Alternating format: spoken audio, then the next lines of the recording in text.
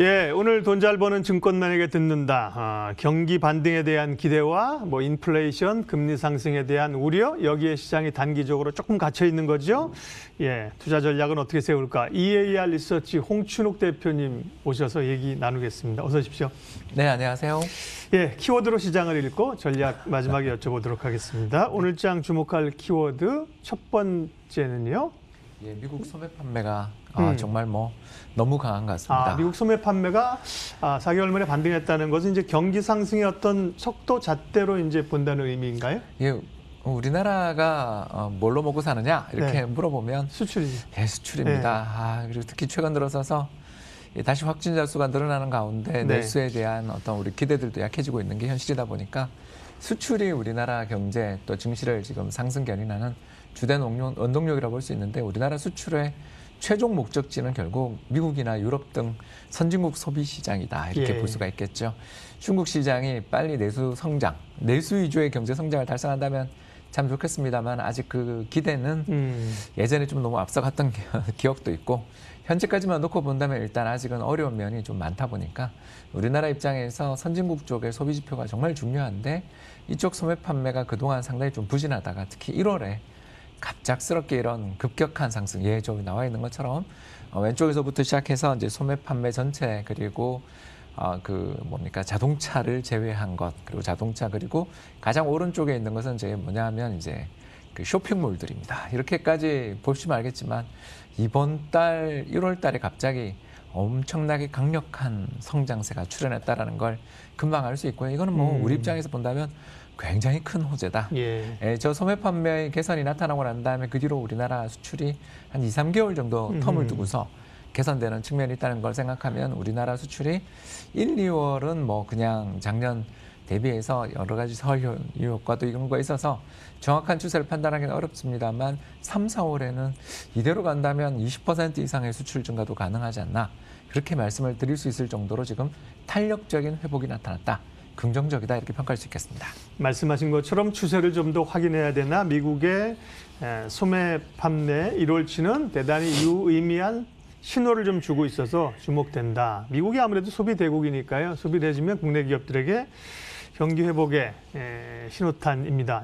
두 번째 키워드 보겠습니다. 두 번째도 좀 지금 말씀하신 거랑 연관이 좀 있을 수 있는데요. 미국의 코로나 신규 확진자 수가 급감하고 있다. 이게 결국은 밖으로 나오면서 소비를 하게 되는 그런 형태로 맞습니다. 이어질 거 아니에요? 특히 쇼핑몰을 제가 꼭 그래서 옆에다 그려놨습니다. 우리나라도 가장 큰 타격을 받은 게 결국 오프라인 쇼핑몰 아니겠습니까? 정말 너무너무 힘들었는데 지금 그림에 나와 있는 바와 같이 물론 아직도 많습니다만 한때 하루에 몇십만 명, 몇백만 명씩 이렇게 그 숫자 자체가 공포스러운 숫자였던 것이 불과 지난해 연말 11월, 12월이었는데 지금 저 빨간 선으로 표시되어 있는 신규 확진자의 흐름을 놓고 본다면 이건 여기는 이제 이대로만 간다면 이제 봄에는 아마 다들 나들이 다닐 수 있을 정도로 확진되는 숫자들이 굉장히 줄어들고 있고 다행입니다. 우리가 경기 투자를 떠나서 사실 사람 사는 걸 보더라도 그렇잖아요. 줄어들어야죠. 네, 그리고 또 백신을 맞으신 분이 4천만 명에 육박한. 그러니까 미국은 백신을 맞기 시작하면서. 그래서 전체 하루에 한 200만 도주씩 맞고 있다고 합니다. 이렇게 되니까 전반적으로 볼 때 우리 입장에서 1월에 나타났던 소매 판매 회복은 결국은 코로나에 대한 공포가 완화된 것, 더 나아가서 미래 전망들이 개선된 것에 힘입었다고 볼 수 있겠고요. 이게 또 오늘 말씀을 안 드렸습니다만 산업 생산의 증가로 연결되니까 미국 산업 생산 증가하기 시작하면 한국에 대한 부품 주문이 또 나타날 수 있다는 측면에서 한국의 선순환을 일으키는 가장 직접적 요인은 사실은 신규 확진자의 저런 가파른 감소 그리고 병원에 입원하신 분들의 급격한 감소가 경제의 정상화에 대한 기대를 높이고 여기에 물론 이제 1조 9천억 달러에 달하는 대규모 경기 부양책에 대한 기대감까지 가세하고 있다. 일단 우리 경제 입장에서 놓고 본다면 해외에서는 순풍이 불고 있다고 말씀드릴 수 있겠습니다. 네, 키워드로 시장을 읽고 있습니다. 지금 두 가지는 우호적인 환경 뉴스였는데 다음 세 번째 키워드는 시장은 항상 우려가 존재하지 않습니까? 세 번째 키워드 보여주시면 인플레이션에 대한 우려, 그다음에 이번 주 미국 국채금리의 상승세 이런 게 일단 약간 심리적인 브레이크를 주고 있는 건데요. 박사님 어떻게 해석해야 됩니까? 산업 생산 좋았는데 물가도 올랐습니다. 생산자 물가 상승률이 그림에 잠깐 보여주시면 좋을 것 같은 한 2% 정도 올랐는데 이제 문제가 왜 이렇게 빨간 선이 이제 생산자 물가인데 오르기 시작했죠. 네. 최근 들어서서 상당히 오르기 시작했는데 그 오르기 시작한 이유가 뭔가 하고 살펴봤더니 저 에너지 관련 물가가 영향이 있네요. 네. 예, 그래서 지금 텍사스를 덮친 눈폭풍 속에서 일단 뭐 전 세계 에너지 가격이 지금 급등하고 있는 흐름인데 예. 일단 물가에서도 좀 확인이 되기 시작했다라고 볼 수 있겠고요. 특히 더 나가서 에너지를 제외한 근원 물가를 봐도 전년 동기 대비 한 2% 이상씩 물가가 오르고 있더라. 결국 미 연준의 소비자 물가 상승률 목표가 2%인데 생산자 물가가 2%를 넘어서기 시작했으니까 저게 소비자 물가에 대해서 선행성을 좀 지닌다고 저희들이 보거든요. 예. 그런 측면에서 놓고 본다면 이런 인플레이션에 대한 기대, 특히 원자재 가격, 식료품과 그리고 더 나아가서 에너지 관련돼 있는 원자재 가격들이 지난해의 급락세에서 벗어나서 본격적인 상승으로 접어들게 되면 저게 시차를 두고서 소비자 물가에 영향을 주는 경우들이 종종 있다. 이러다 보니까 미국 연준이 타겟팅하고 있는 아직 개인 소비 지출 PC 디플레이터는 아직 1.5% 선도 도달을 못하고 있습니다만 올해 연내나 내년에 인플레이션이 기대 가능성이 좀 높아지는 거 아니냐.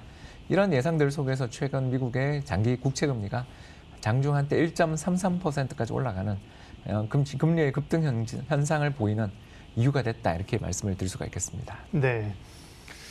원자재 가격 상승, 그러니까 슈퍼사이클, 그다음에 물가가 좀 오른다는 건 어쨌든 소비 활동이 되고 뭐 이런 요인도 있잖아요. 물론 공급 사이드도 있겠지만 그쪽은 아직 아닌가요? 그러니까 이제 네. 친환경, 녹색 성장, 또 풍력 네, 발전, 네. 태양광 참 좋은 이야기인데 이제 이게 역설적으로 이야기를 하면 에너지 관련 산업들에 대한 전망을 악화시키는 요인이잖아요. 그렇지 않습니까? 네. 왜냐하면 대체 산업, 대체 에너지에 대한 기대들이 높아지고 있다는 것은 분명 전통적인 에너지 생산 기업들의 입장에서 보면 악재입니다. 그러다 네. 보니까 이제 무슨 일이 벌어지냐? 투자가 부진해지죠.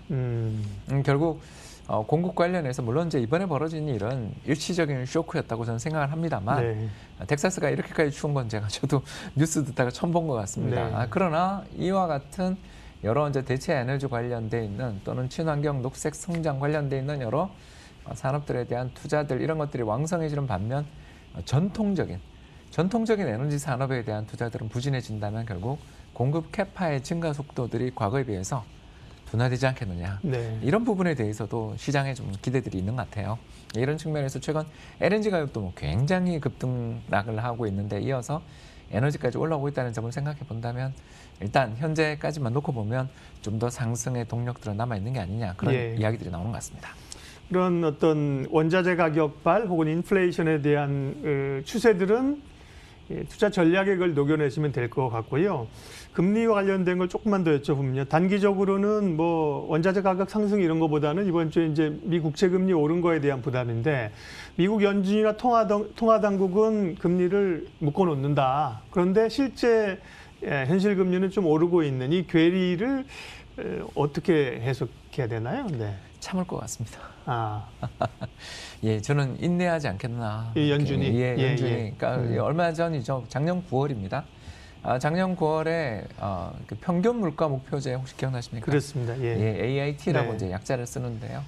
이런 평균 물가 목표제들을 이제 도입하게 됐던 것의 가장 기본적인 근원이 뭐냐면 작년에 있었던 물가 하락 또는 물가의 안정을 반영하면 올해까지 작년 올해의 평균 물가가 2% 넘을 때까지는 금리 인상 안 하겠다 이렇게 해석할 수 있습니다. 결국 작년에는 미국의 PC 디플레이터가 1% 전후의 물가 상승이었거든요. 그렇다는 건 올해 3% 넘어서야 정책금리 인상의 명분이 있다는 이야기가 되겠습니다. 즉 일시적인 인플레에 우리는 동요하지 않겠다라는 게 연준의 기본적인 입장이 되겠죠. 물론 연준 내에서 인플레이션에 대한 우려를 표명하며 금리 인상하지는 않더라도 적어도 양적 완화 규모를 축소해야 된다라는 연준 의장들이 있는 건 분명한 사실입니다. 그럼에도 불구하고 연준 내 압도적 다수는 일단 연내 동결, 내년도 금리 인상하자는 사람 2명 정도에 그칠 정도로 대단히 금리 동결 그리고 양적 완화에 대한 의지들은 강하다는 측면에서 일단 시장의 참가자들 입장에서 이렇게 생각하는 것 같아요. 시장 금리가 올라가는 것은 경기 회복에 대한 기대가 높아져 좋은 일이다. 그리고 금리가 더 높아진다면 양적 완화 규모가 커져서 다시 수급으로 금리를 낮출 것이다. 이런 예상들이 지금 시장의 좀 배경이 아닌가 그렇게 보여집니다만 앞서 말씀드린 것처럼 인플레이션에 대한 기대가 점진적으로 개선되는 측면에서는 연준이 인내하겠죠. 그러나 걷잡을 수 없는 인플레이션이 이렇게 저희들이 가속 인자를 탔다. 확산 속도가 빨라진다라고 생각될 때에는 연준도 태도를 조금씩 바꿔나갈 가능성은 있다. 그러나 현재까지는 일단 이건 잠재적인 위험 요인이다 정도로 정리할 수 있을 것 같습니다. 예, 키워드로 시장 읽었고요. 전략을 마무리하겠습니다. 설 지나고 와서 지금 시장에 대한 전망이 두 가지인 것 같습니다. 한 3,000, 3,200의 횡보가 좀 당분간 옆으로 간다는 횡보파가 있고 한 단계 다시 레벨업해서 전고점을 뚫고 갈 수 있다는 기대감의 상승파가 있는 것 같은데요. 홍 박사님 어느 쪽이신지 전략 좀 얘기해 주시죠. 예, 저는 뭐 전자를 네네. 희망하고 있습니다. 예. 시장이 건전하게 올라가기 위해서는 조금 쉬는 게 저는 맞다라고 보는 쪽이고요. 쉬게 되는 이유는 두 가지인데, 뭐 첫 번째는 당연히 연기금 주식 매도 공세가 원체 가파르다. 여기에 더 나가서 대규모 IPO가 지금 눈앞에 다가오고 있지 않습니까? 그래서 대규모 IPO를 앞두고서는 또 이 자금이 약간은 거기에 이제 청약 자금들이 몰리기 때문에 수급도 좀 안 좋은 면이 있다라는 것은 염두에 두셔야 될 것 같고요. 이런 측면에서 저는 시장에 좀 순환매 가능성이 있지 않냐. 지금까지 시장을 주도해오던 주도주들은 뭐 전혀 꺾이지 않고 있는 건 분명한 사실입니다만 저 파란 선으로 표시되어 있는 인플레이션 기대가 올라올 때 인플레이션 기대, 저 파란 선이 급격히 상승하는 모습을 보일 때 저때마다 어떤 일이 있냐면 상당히 부진하던 이 가치주, 빨간 선이 가치주의 상대 성과입니다.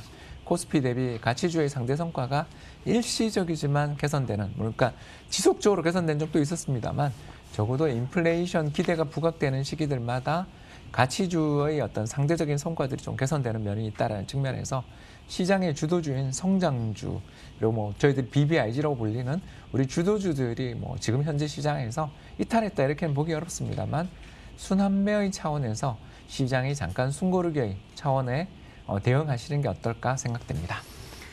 예, 돈 잘 버는 증권맨에게 듣는다. 오늘은 EAR 리서치 홍춘욱 대표님과 함께 시장 흐름 읽어봤고요. 전략까지 정리했습니다. 고맙습니다. 감사합니다.